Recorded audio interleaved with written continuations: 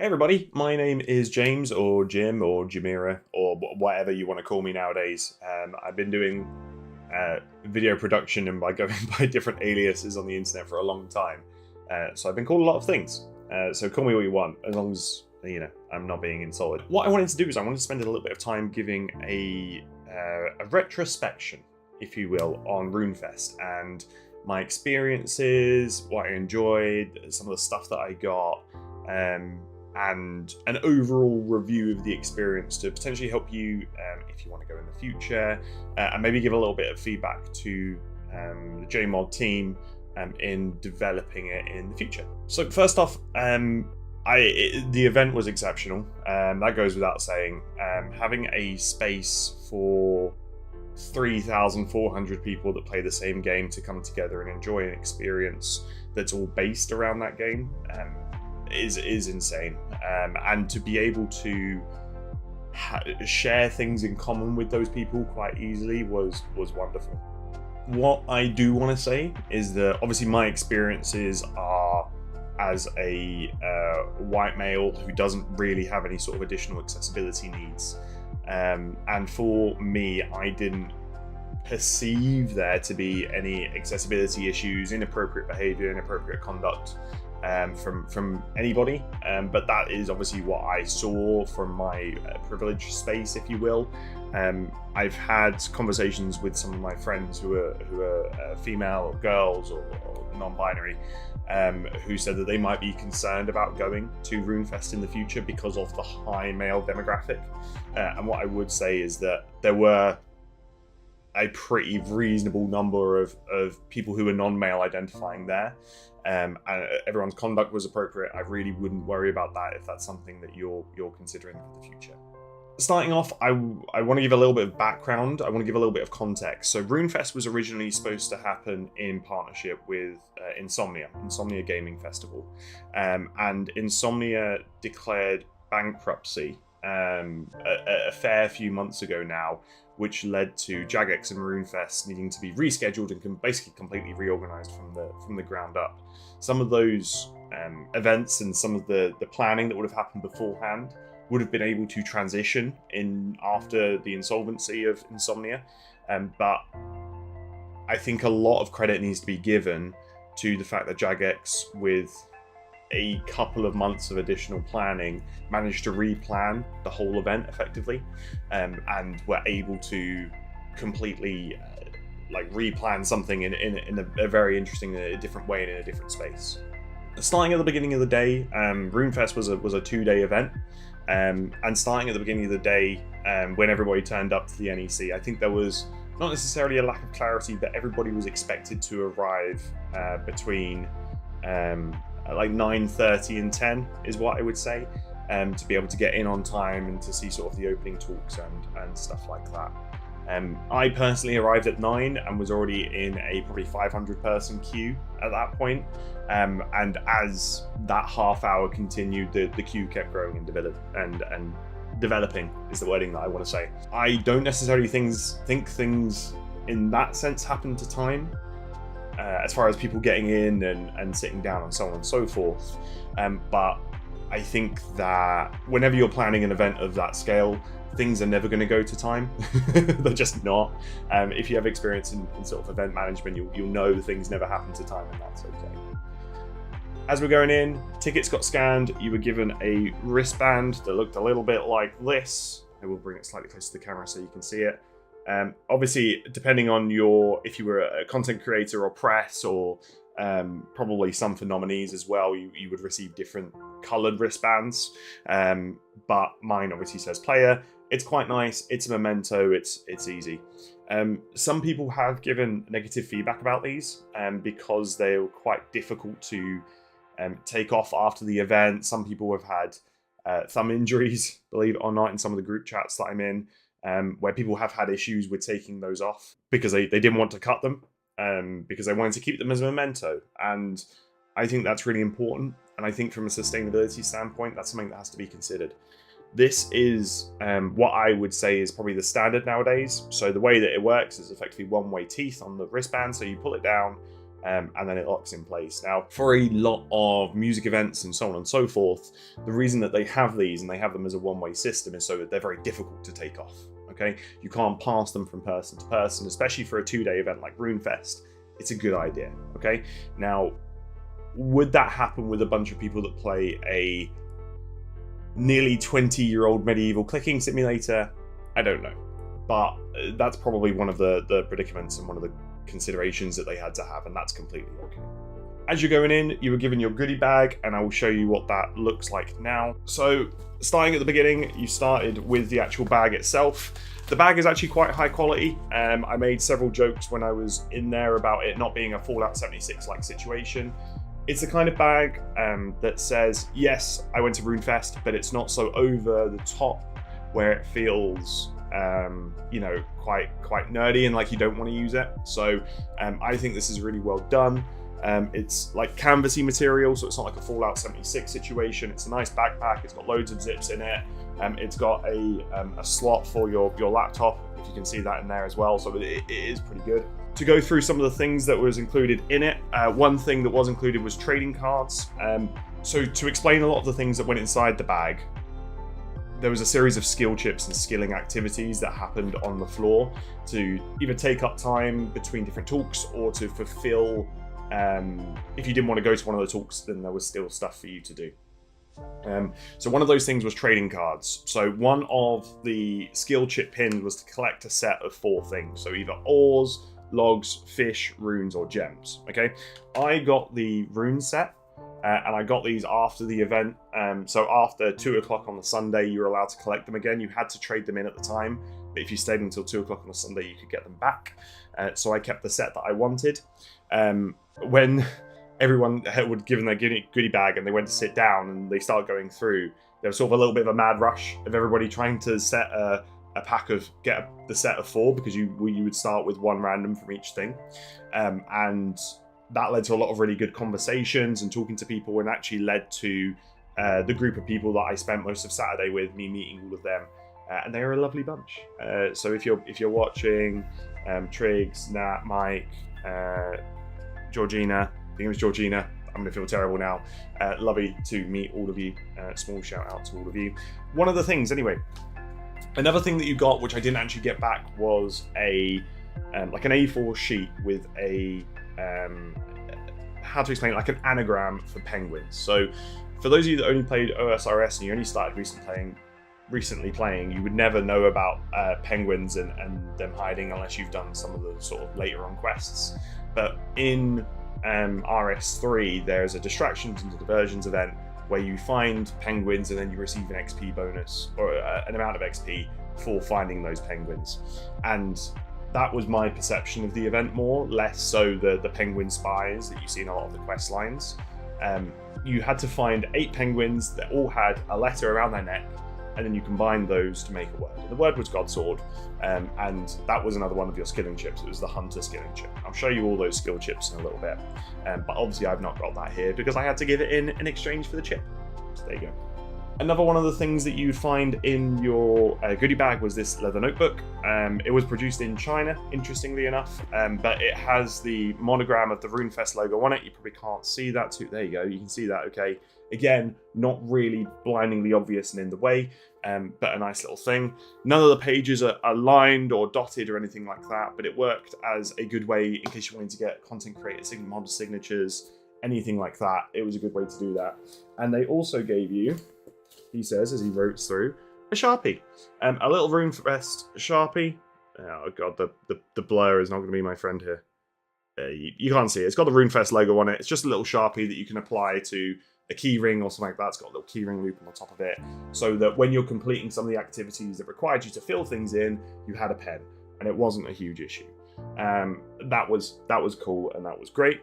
You also received a like an itinerary, an adventurer's guide, if you will, to all of the events and everything that was going on throughout the day, which was a nice little map.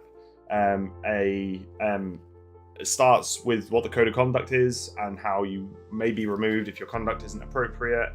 And then lots of information about the event, everything that was going on and all the stuff to do. So that was really nice, especially when we were sitting down you could flick through it and you can get to grips with it a little bit. You also received, which I haven't got here, I guess the best way to explain it is like a cardboard paper cutout of a wise old man, which you would layer together to make a wise old man.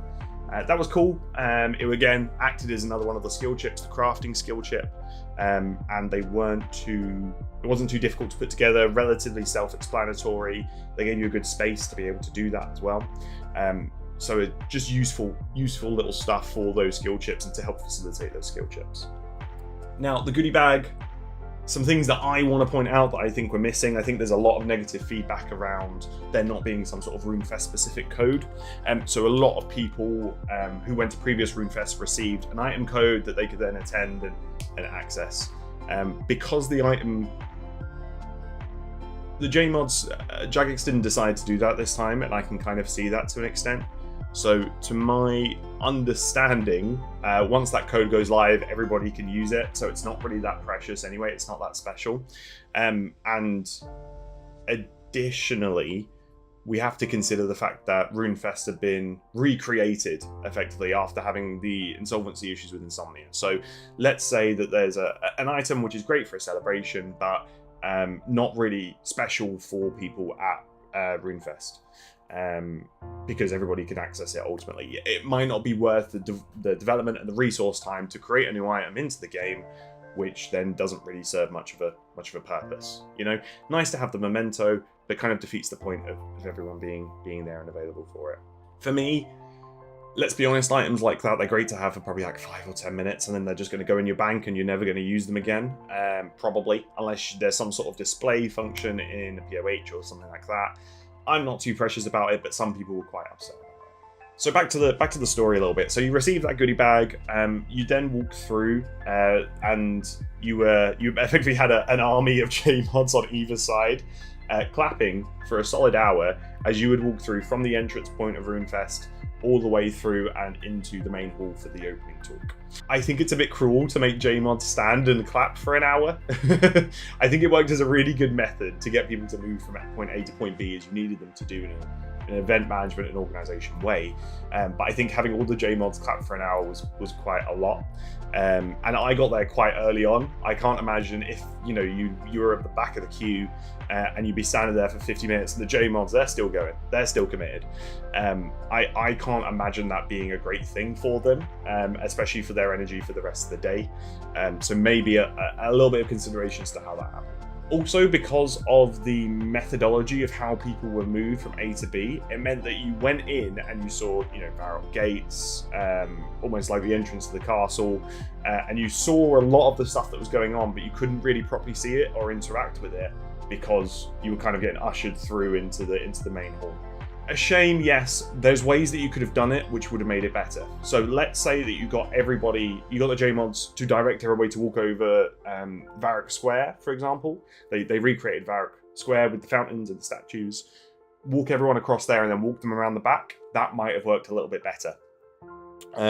But by and large, I think it was nice. It was a nice thing to do to show appreciation, and I think that goes quite well recognized. Over the 2 days, there was a series of talks on various different topics covering both OSRS and what I'm going to call RS3. I think a lot of the JMods internally will refer to it as RuneScape. For me, it's RS3 and it always will be, so I'm just going to call it RS3.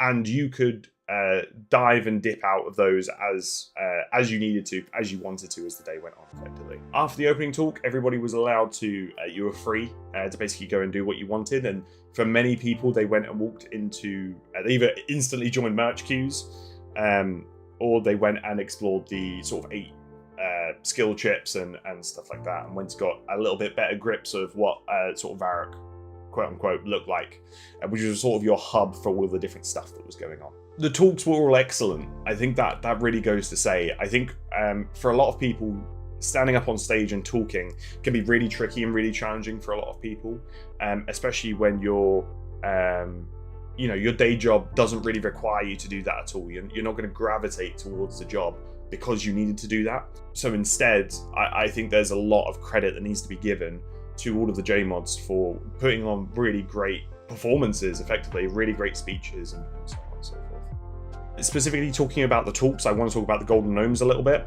I really enjoyed it because the host, whose name I don't know, was really great. There was really great interactivity. Sock-based comedy will forever be the pinnacle and highlight of what I will remember RuneFest for, which you could take positively or negatively. I think it was a really great time. As you got onto the Sunday, you split OSRS stage from the RS3 stage. Okay, so they were two separate locations and the stages become smaller. This has challenges. Okay, as in the state of the game at the moment is that far more people play OSRS than they do play RS3. Okay, you can say that as much as you want. There's a financial incentive for Jagex to keep RS3 going because of the dependency on microtransactions, but far more people play OSRS, and there were far more people there for OSRS. That can't be disputed. Okay, on the Sunday there literally wasn't enough spacing. Well, you can take it one of two ways. Okay, there was either not enough spacing or people weren't adequately moving up towards each other to take up the space in the hall, so a lot of people were standing.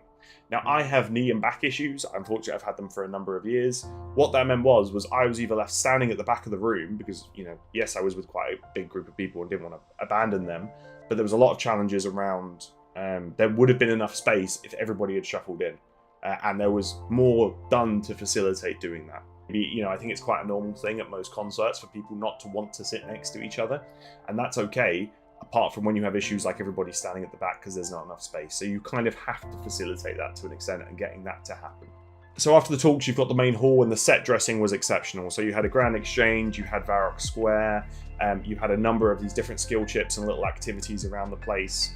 On Sunday, as the stage became smaller, or the seating area for the stage became smaller, that space was then utilised for either community creators or smaller projects. Like the Wiki team had a space, the archiving team had a space, all of the charity partners for Jagex were all there, which was awesome.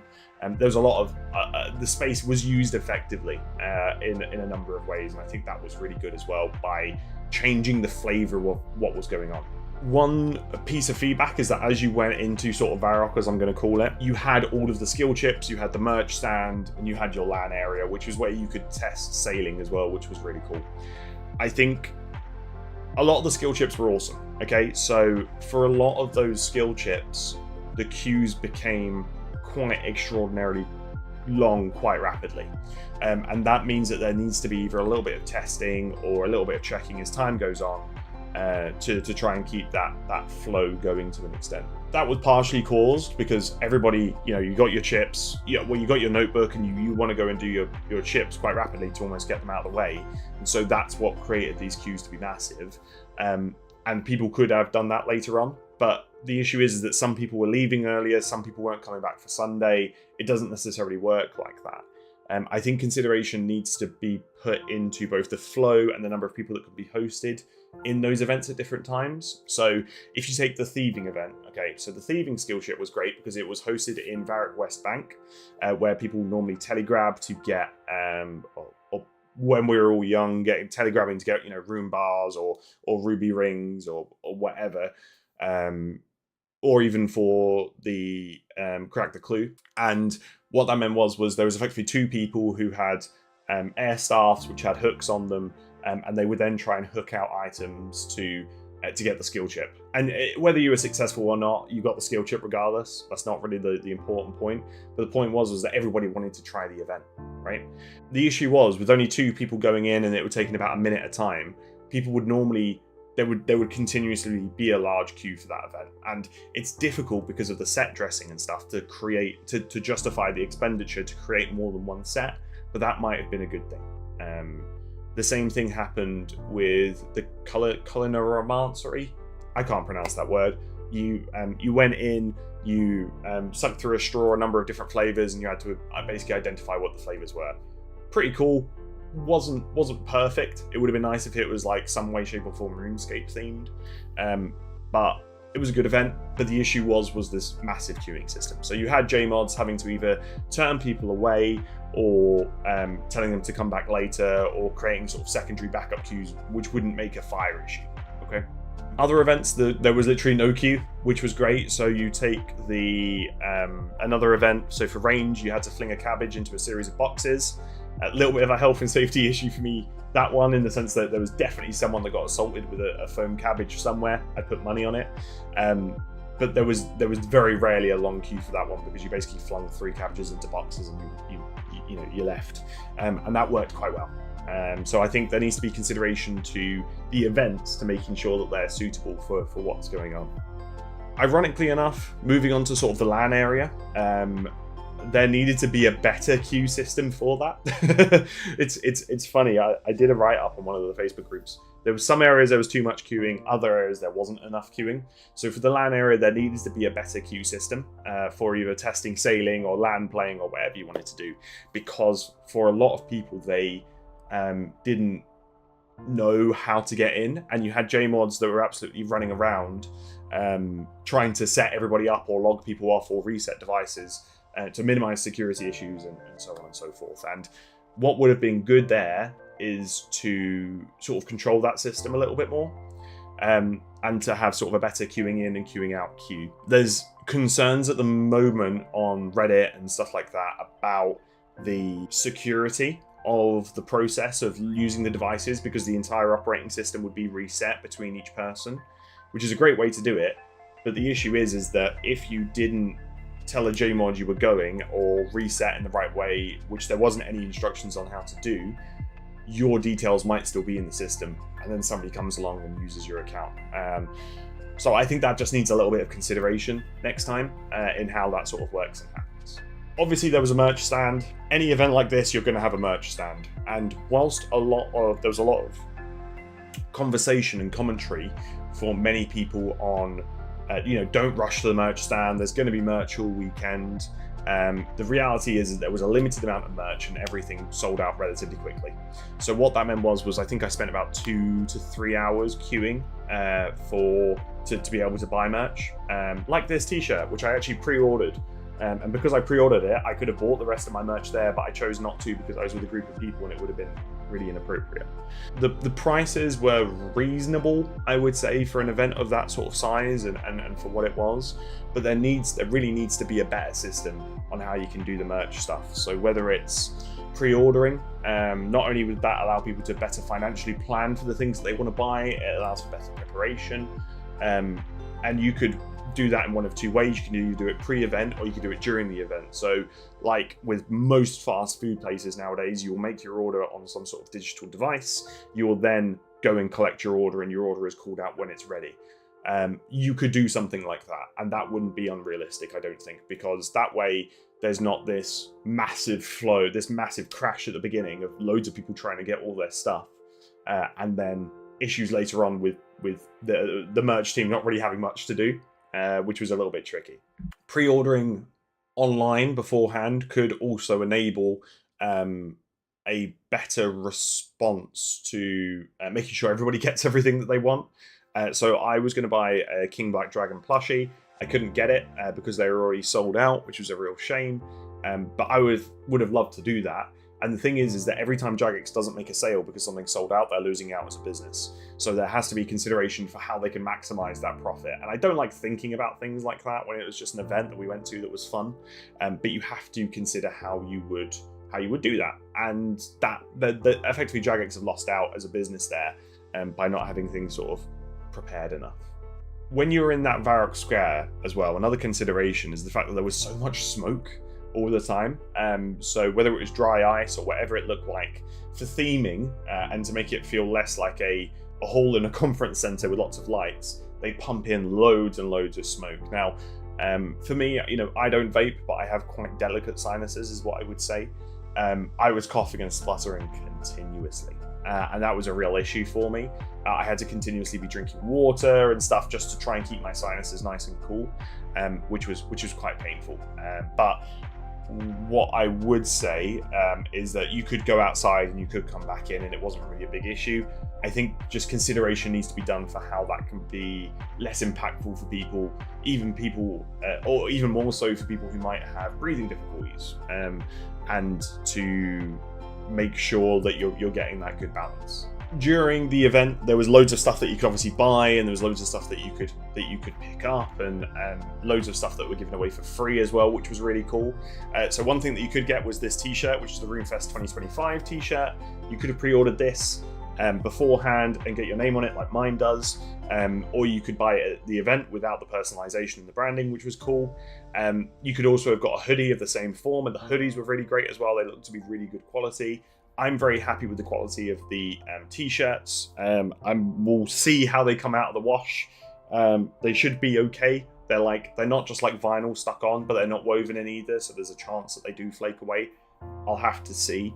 Another one of the things that you could buy, which was quite unfortunate, was the RuneFest 10th anniversary t-shirt. Okay, now I actually purchased one of these. I have the receipt. I can show you that I attempted to purchase one of these, and I was given another one of these t-shirts.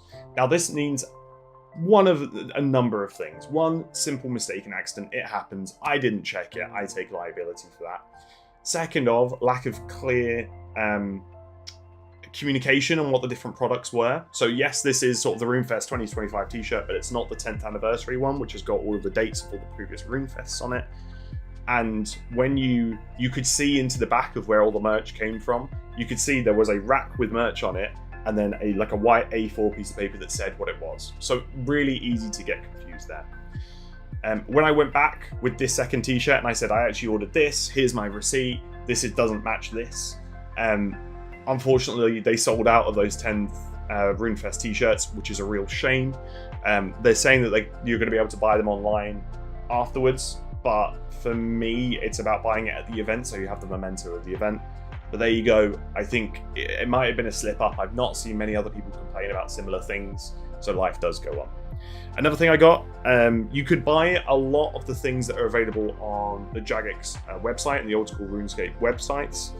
So I got myself a Commander Ziliana t-shirt as a replacement for the secondary t-shirt of this that I got, which I think is really cool. It's nice, it's white, it's blue. I think a lot of t-shirts are black, especially for video games and stuff like that, so it's nice to not have a black one. I also got a Lumbridge t-shirt, which again, also available on the website. I'll put in a picture of it, I guess. Another one of the things that I got was this scarf from the OSRS wiki team, and they were giving these away for free, which I think is mental. I feel really bad about the fact that I have not donated any money to the OSRS wiki team, so I think I'm going to do that now, just to say thank you, if nothing else. I try and make changes and alterations where I can, but that was free and that was great. Another one of the free things that I got was a nice little RuneFest party hat. These were from the charity partners, so as you can see on the back, Blueprint for All, Safe in Our World, and Special Effect as well. And you can see, if you scan that QR code, you can see a little bit more information about them. They're a lovely bunch. It was quite a big event. Would recommend checking them out. Another thing that I got from the merch stand was this RuneFest pin. This is obviously the official pin for the event. I can't really get that in frame, can I? There we go. And it's really cool. It was about a tenner, something like that, £8.95 I think it was. And that was cool. It also came as a keyring, but I just wanted the pin, so that's cool. Again, I also got a pair of socks, a pair of 3 socks. So cooking, because I got 99 fire making at the event, fire making, cooking, and Slayer. They're quite nice. They're quite good quality. They're quite large size. They're 7 to 11, and I have size 10 feet, and they feel a little bit loose on me right now, as I wear the cooking ones with you now.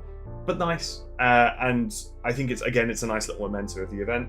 I also got Mod Ash to get my 99 fire making, so I'll cut in the clip of that. Mod Ash, what you got? Would you do me the honour of getting my fire making? Oh, are you sure? Yeah. So just any redwood log. There we go. Let's go! Woo!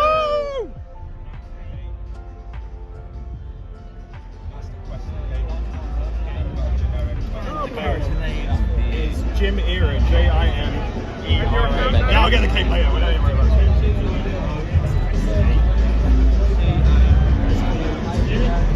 6 months.